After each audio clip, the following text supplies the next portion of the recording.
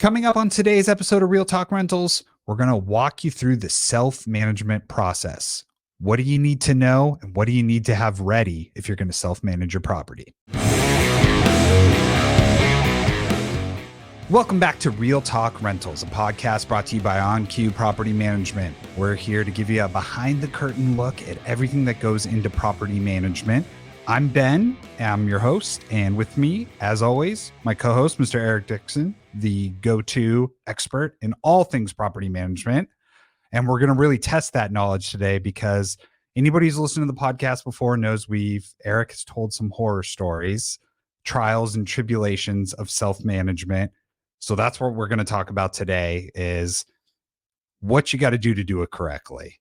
And I want to preface this, and we'll touch on it a lot, but we're in Arizona.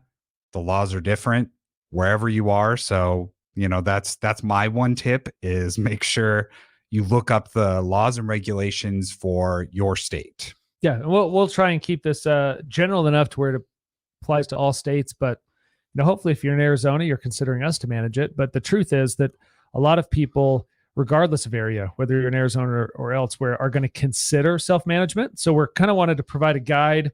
And I'm hopeful that what we came up with will be helpful for those listening. Yeah. All right. So let's jump right into it. You famously have told some mistakes you made in the early days and lessons learned. So let's kind of start at the beginning. You have a property. You want to rent it out. You've decided to self-manage. What are the first things a person needs to be aware of when going into self-management? Yeah. And this is actually kind of even when we're approaching our clients interested in our service, it's okay if the best solution for them is self-management. We want to provide them with at least a little bit of a few tools and help along the way. So I always tell people, be proactive. So if you're considering self-management, truly considering it, listen to what we'll spell out here. And today I made kind of a list to make sure here is kind of the guide that you would go through. But then you can consider that and say, man, am I committed to doing that? Or should I consider hiring a third-party property management company? But hopefully this will open your eyes a little bit to hey, maybe I could do this as a self-manager. So number one would be proactive and treat it like a business. So it really is. Whether you hire a business like us or another management company, or whether you do it yourself, you have to treat it like a business. There's, in Arizona, there's even taxes and rental sales tax and stuff. It is just like a business. So you ask yourself the following several questions, right? Boiled down to even phone number. Hey, what phone number am I going to use? Do I want to get a Google Voice number? Do I want to do a second phone number? I know on the new iPhones, even you can have 2 SIM cards in one phone. So you're like, hey, am I going to have a second number? I don't want them texting my personal cell phone, or do you? You got to do that right from the beginning too, because once you give them your phone number, you can't out say, hey, use this number from now on. Yeah, they're like, no, he's only going to answer if I text him at 3 a.m. to his personal number. Yeah, and then along with the phone number, right, it's an email address. Maybe you want your LLC or your rental portfolio to have its own email.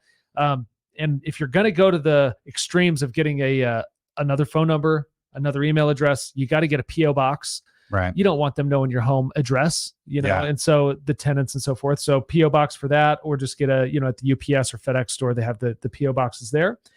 And then you ask yourself, okay, I've got all that stuff set up. How am I going to market this thing? Am I going to go on Zillow, Craigslist, Facebook Marketplace, Trulia, RentBits, rentalhomes.com, all these different websites. Right. Am I going to do open houses on the weekends? Am I going to be available for showings and so forth? How am I going to take the pictures? Do I have a lockbox, or am I just going to keep the keys in my truck with me all the time? And then what's my availability for showings? So say, okay, I've got all that locked down.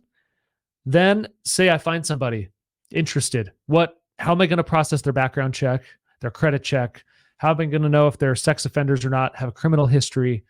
Do I have a landlord verification form that I can send their previous landlord? Proactively walk yourself through those, so that when it comes up, you look like the pro self-manager, what you don't want, and this has happened to me, where somebody likes the unit and they're like, hey, I'll take it. I'll move in Saturday. And I'm so excited about them moving in Saturday that I'm like, do you know what? They're pretty decent. Yeah. Car looks clean. Probably not a sex offender. Yeah, probably not a sex offender, that guy would not be a criminal. Yeah. And so they have great kids or whatever. And I'm just like, you know what? If you guys sign the lease, give me the cash, whatever. And then I just move them in. And really what I should have done is said, oh yeah, I'm stoked that you're excited about it. Here's actually this form, fill out this application, process it online or whatever. Yeah. So be proactive and have that set up. Assuming that all goes well, checks the boxes, credit's good, income's good, they move in. What lease am I going to use? So right. You don't want to just the day before say, do you know what? I'm just going to Google it. Just like Arizona lease print template. You're like filling it out. And then there's stuff in there that's like, wait a second, that doesn't apply to me. Or even worse is you don't know what you don't know. And you wish that you had a few paragraphs in there to protect yourself, not just some legal Zoom, Arizona lease. So say you've got the lease done. How am I going to collect the rent? Am I going to accept cash, check, money order, Zelle, Venmo, PayPal, whatever it is? So understand, hey, this is how I want to collect it. And then what am I going to do? It should be in the lease. Like, hey, if the check bounces, but what are you going to do really? Like when the check bounces, are you ready to send them a 5-day notice? Are you ready to reach out and do all that? Are you prepared? You're not going to, have to foreclose on this rental if they don't pay for 2 months. Yeah. It's like, hey, do I have enough in reserves? Because they're going to miss rent. Whether it's your first tenant, your second tenant, your third tenant, whatever it is, eventually you're going to have somebody that either bounces a check, pays rent late, or gets in a situation where you have to contact an attorney to help you. So, just walk yourself through that. Okay, I've collected the rent. And then the last little bullet point I put is make sure that, and again, goes with being proactive, that you have relationships with each kind of category within renting. So make sure you have an attorney that you've talked to before. Like, hey, Ben, maybe you're the attorney. Hey, I'm hoping I never have to talk to you, but how much would it cost if I need to evict somebody? Hey, if I need you to work with me on a letter, how much is your fee per hour or whatever? Have that relationship ahead of time for landlord-tenant issues. Make sure you have contractors and or handymen, plumbers, HVAC, roof, landscaping, electrician. Have a Rolodex, not a physical Rolodex because it's 2023, but have the contacts and info there, and then insurance. Make sure you have make sure you're insured with an insurance brokerage or agency, but make sure your tenant is as well. Right. You should have a referral for them, for insurance, and then make sure you have a good relationship with whoever's doing your books, a CPA or a bookkeeper, whoever's going to help you not just collect the rent and tally that up and keep track of that, but who's going to file your taxes every year, your income taxes, who's going to write off the depreciation and the fees and that sort of stuff. And so really, the starting point is be proactive, go through that list and say, okay, am I willing to pay for a Google Voice number, pay for an email address, and maybe that would be free, pay for a PO box, marketing it online. Your first time marketing it on Zillow is free. They get you. That's awesome. Hey, next time it costs money. So it's kind of like, hey, is paying some of these nickel and dime things, is it worth it? Or do I hire somebody? So a lot of times you're like, nope, it's worth it. I've got the time and I've got the energy to do it. So it's kind of like I do a lot of web design for our company, and before you start building a website, you want to tree it out on every possible map out all the scenarios, and I'll think I have it all, and then I'll show it to my boss, Adam, and he'll be like, "What happens if they click right there?"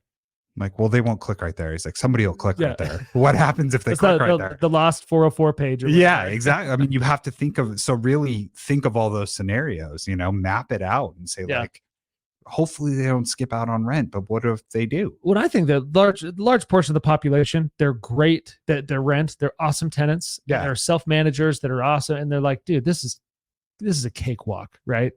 It just takes one bad scenario for them to be like, okay, this is not worth it. And then they hand it over. Sure. And that's a huge part of our business, right? Is attracting those self-managers that either run out of time, they figure out their time is worth way more than the fees are, and or they run into a scenario that they're like, dude, that is not worth it. Like just the risk reward is way off, out of skew there. All right. So on that note, if you are self-managing, what kind of tools, processes, software do you think you need to keep that all in check? All those things you listed before, the collecting the rent and stuff like that. Yeah. What do you need to manage that if you're doing it by yourself? So there's kind of what I call bootlegging it, and then or you can do kind of legitimize it, right? Bootlegging it for me was Google Sheets, or at the time it was Excel, but But it's you collect the rent. I had a view only version for the tenant. I shared it with them, and then I had the Very editable sly. one, and it is kind of like, hey, when you pay rent, I'll put the amount paid in Yeah. the check number here. Your running balance is there, and it's like, dude, you know what? It gets the job done. And if they're paying rent, it's easy to track.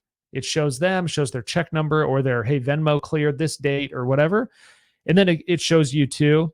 Or there are third-party things. A lot of people do QuickBooks Online. Sure. They just, it doesn't create a lease, and it's not connected to DocuSign, and it doesn't make it legit like that, but just money in, money out, gives you the ability for them to pay online through ACH and stuff like that. It does have a ledger, and you can have a customer and a lot of things. And an easy way for your tenant to get their own tracking. I know, like whenever I pay something on QuickBooks, the first thing that pops up is like print an invoice. Oh yeah. And I can have that whole transaction recorded. Yeah. And so for the tenant's experience and the landlord, QuickBooks Online is a simple one. It's fairly inexpensive, and it kind of, the financials can be tracked. Sure. Year-end stuff, quarter stuff, all that. There are online property management applications. Mm-hmm. Those really aren't going to make sense unless you're managing 25 to 50 or more on your own. Right. And then at that point, I'm telling you, even the more you'd get, you think you could save more with scale. It's like, no, that's when you really want to hand it over. Sure. But if you want to try and do it yourself, I actually have a neighbor. Funny enough, he has a 52-unit apartment complex, hits me up. Hey, what software should I get to manage this myself? And I gave him a couple options and said, hey, look, it's kind of what you're going to pay that software company isn't a lot less than you could pay us just to handle it all. Right. And you wouldn't pay the software, and you wouldn't pay this. And he's retired, and he's kind of just like, look, man, this is kind of my day job. I love it. That sort of thing. But it made sense because he has 50 units and he can pay, a big software suite, to do that. You're going to have, so aside from the finances, maybe QuickBooks, you're going to want some third-party site to do your background checks. And make sure that that they do criminal background check, sex offender check, eviction history, landlord history, and then income, debt to income ratios. You're going to want to study their bank statements and that sort of thing. So if you're not super tech savvy, you could just go old school, like bootleg the filing cabinet and the paper ledger and stuff. I've done everything in between as well. It's like collect cash on a Sunday morning on my way to church. And then you get there and they're like, hey, I only have 300, not 800. And you're like, well, you collect it, not realizing that collecting partial rent is actually accepting rent for that month. And so you're like, dude, this is crazy. So, and then I would say having some way to store your documentation, whether it's copies of leases, maintenance, work orders, that sort of thing. So you could go something simple that's Google Docs. You could do Evernote or just save in a shared folder, something. But I would say you want to be able to access it 24/7 from your phone, from your iPad, from your laptop, right? Because you're going to want to reference when the tenant says, "Hey, the water heater's out again." You're like, didn't I just replace that thing? And you can look on and say, dude, I just replaced that 2 years ago. That's under a 6-year warranty. And you can kind of work on it from there. It's not just going by memory and going like, man, I wish I would have saved that receipt. Sure. So, and then the other proactive thing especially with software and all of that is make sure you have a backup landlord ready, Right. If you're on vacation or if you're going to be at a cell service, or maybe you're on a hunting trip and you're going to be at a cell service for 3 days, I can tell you that'll be the 3 days that your fridge goes out. Sure. Or that'll be the 3 days that your HVAC, your heater, your plumbing, something will go out. Right. Yeah. So that happened to me actually with my landlord. I feel bad. I'm not putting her on blast. She's great. Long-time listener, Ben's landlord. Yeah. Hopefully not. But anyway, she was on vacation and had no cell service wherever she was, and our fridge went out. And you've told me, right? You never really need anything, hardly. No. I very rarely. I think I know after working here that we're ideal tenants. you're the model tenant. Yeah. Pay our bills, everything's good. We'll hit her up if something breaks. But the fridge went out, and I'm texting her husband, nothing. And I was like, what do we do? I ended up, she's in real estate, and her partner is her dad. So there's signs all around our neighborhood when she's selling a house or something. So I called her dad and was just like, randomly, not because she gave you that number. No, she didn't give me a backup number. So like, unless you want your great, tenant dude. calling your dad, like I called him and he took care of it. And he said, I'll get somebody out there. Don't worry about it. We'll figure it out. They handled it and it was great. But if you don't have that backup person, you're going to get someone like me texting, whatever public information is available. Yeah, they'd be scouring Facebook being like, well, my landlord is friends with this Jennifer person. Maybe I'll just message her. See what Jennifer can do for me. But yeah, her dad had to set up a repair guy to come out, and it ended up they had to buy a fridge, and he was like, I'm just going to front her the money because they're on like an Alaskan fishing trip or whatever. And no, and that's a perfect example of like, it wasn't life or death. Your fridge going out, food goes bad. It's a big deal, but it wasn't life or death. But it would have been so easy if she's like, hey, I'm leaving town. Make sure if you need anything, call my dad. Yeah, exactly. And so it's proactively letting them know when you leave town. When you hire a management company, they've got somebody on call 24/7, regardless if somebody's on vacation, somebody's got to answer that phone. Yeah. So I would just say be proactive with that. Have either technology in place or a third-party service, or somebody in your family or somebody that is going to respond to texts and emails and phone calls in your absence.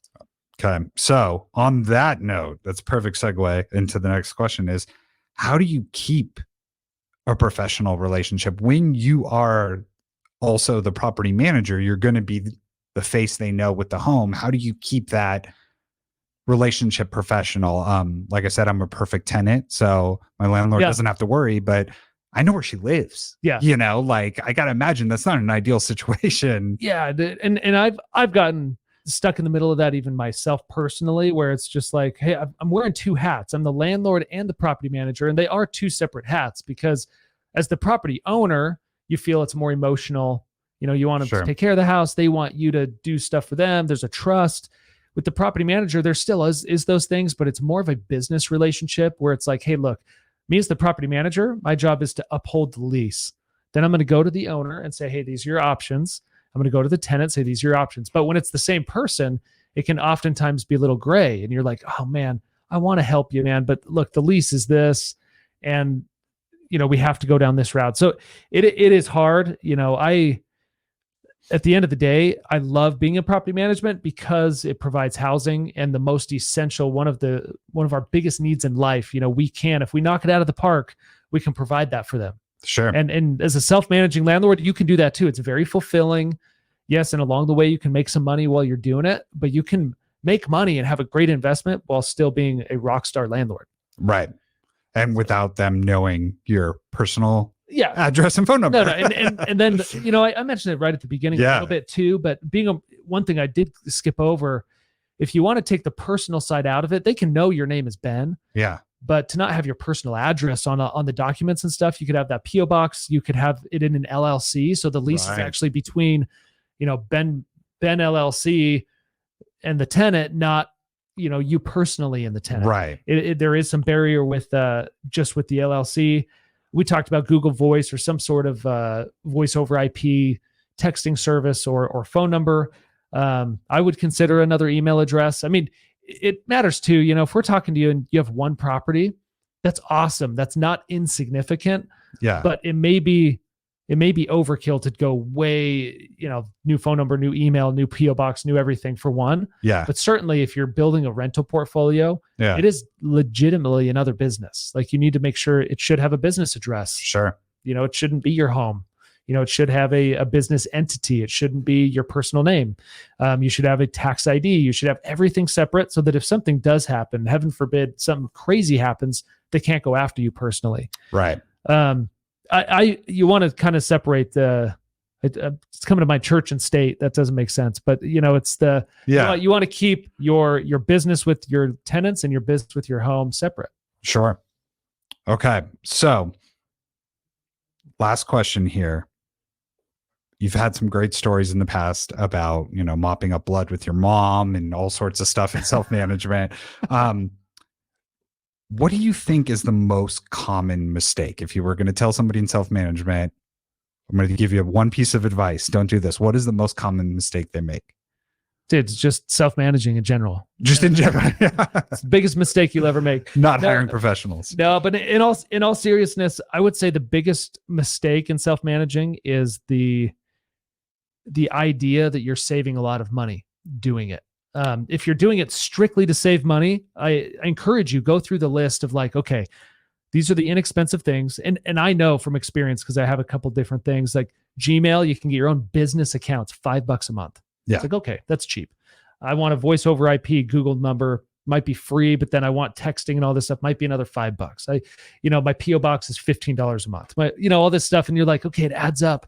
It's not a lot. You're not going to save a lot of money. Right. And then factor in your time.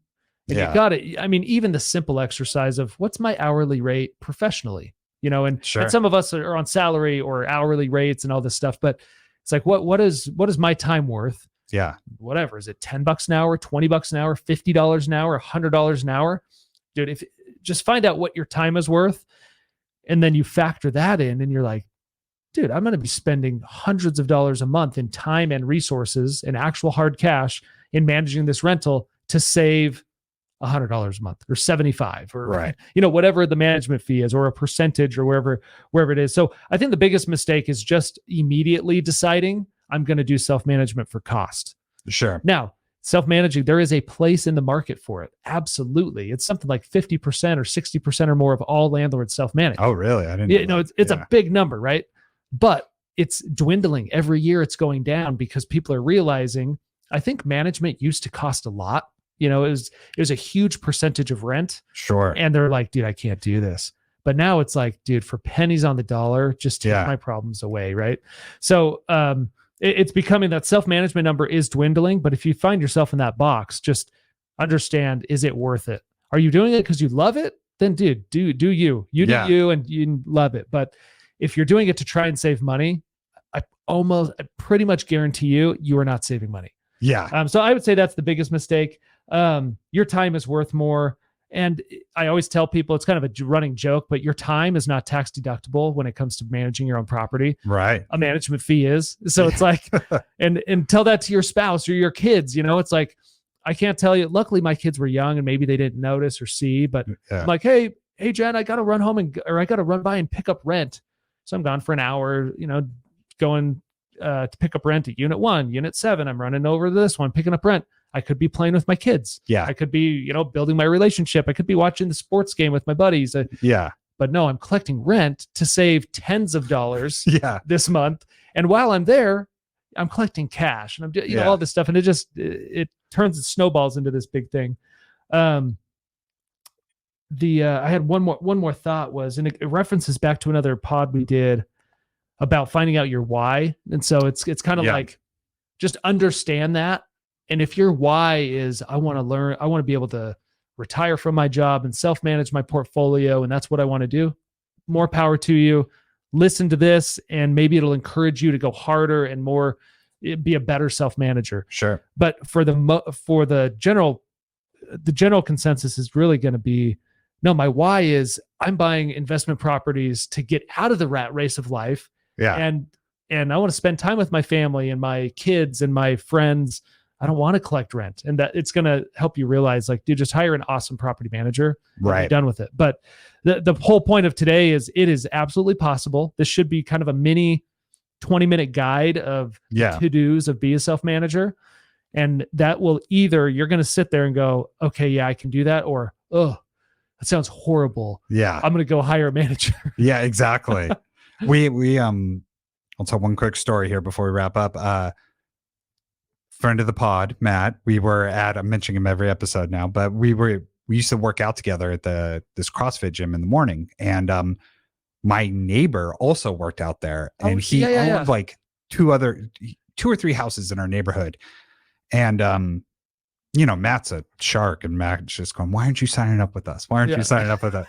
And he finally goes, I would, but it's like 50% of my rent each month to pay you guys. And we're like, who told you that? And he's like, that's how much property management costs. And we're like, man, you know what? We will tell you how much we charge, but go do some Googling. Yeah. And we'll talk to you tomorrow. Yeah, dude. Somebody actually, so recently, Matt was training a new salesperson here recently. And a call came in and they said, hey, I think they said 35 or 40%. They say, are you guys 35 or 40% of rent? And they thought we were a vacation rental in like, I don't know, some obscure part of Arizona that actually they almost charge 50% of rent because it's, it is very niche where this is. Yeah. And Matt ended up telling them like, no, we're flat fee. And here's our kind of our breakdown. And they're just like flabbergasted. Like, yeah, wait, what? Like, how do you guys make money? And it's one of those things where it's like, we make money in scale, but in service based businesses, we want to earn your business for 1, 2, 5, 10 years. We're not going to make money, in the first year or 2. Yeah. It's a long game. So it's funny, man. I think a lot of people, they think that they're going to save money. And I really do think that's the biggest mistake in self-management is right. I'm going to save $1,000 a year. And it's like, okay, let's boil that down by, it's going to take you 100 hours. Yeah. So you're going to save you're charging yourself $10 an hour of your time, resources, liability, all that stuff. It's just not worth it, you know? So I'm not going to play with my kids, but it'll all be worth it when they see that $10 that I leave them. And it's like, maybe you're thinking, hey, I'm going to save all this money. And then when my kid turns 40, they're going to inherit this thing. And it's like, I can promise you, man, they'd rather spend time with you today than inherit your house in 40 years. Yeah, exactly. So, right. I don't know. That's getting a little mushy and emotional there, but. All right. Well, you convinced me I'm never going to self-manage. But I thought this is the guide to self-management. I just know myself personally, and I know looking at this list that I would be the first one to be like, here's the keys, you handle this. Yeah. My wife, on the other hand, would be amazing at it. She's very organized. So that's it for us this time. Be sure to follow the podcast on whatever platform you're listening to and leave us a 5-star review if you can. It really helps out. And we'll see you guys next time.